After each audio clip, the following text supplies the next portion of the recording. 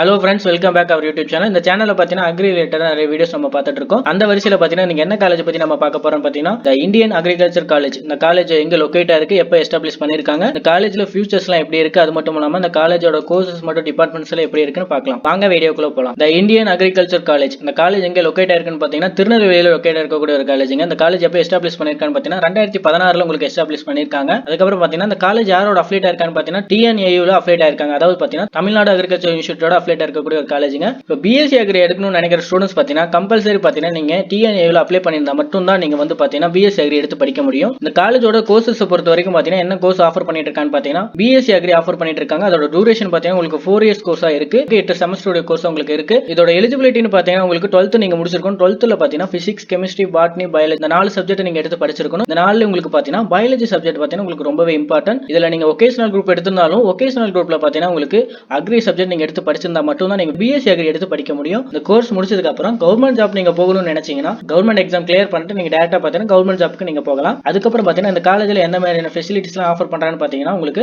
Lab கொடுத்திருக்காங்க. லேப்ல பார்த்தீங்கன்னா computer lab, physics lab, biology lab, botany lab இந்த மாதிரி தனித்தனி செப்பரேட்டா பார்த்தீங்கன்னா உங்களுக்கு லேப் ஃபெசிலிட்டிஸ் கொடுத்திருக்காங்க. அதுக்கப்புறம் பார்த்தீங்கன்னா இந்த காலேஜ்ல லைப்ரரி ஃபெசிலிட்டிஸ் கொடுத்திருக்காங்க. லைப்ரரி பார்த்தீங்கன்னா அக்ரி ரிலேட்டடா நிறைய புக் கலெக்ஷன்ஸ் இந்த காலேஜ்ல இருக்கு. அதுக்கப்புறம் பார்த்தீங்கன்னா ஹாஸ்டல் ஃபெசிலிட்டிஸ் கொடுத்திருக்காங்க. ஹாஸ்டல் பார்த்தீங்கன்னா பாய்ஸ் அண்ட் கேர்ள்ஸ்க்கு தனித்தனியா செப்பரேட்டா ஹாஸ்டல் ஃபெசிலிட்டிஸ் கொடுத்திருக்காங்க.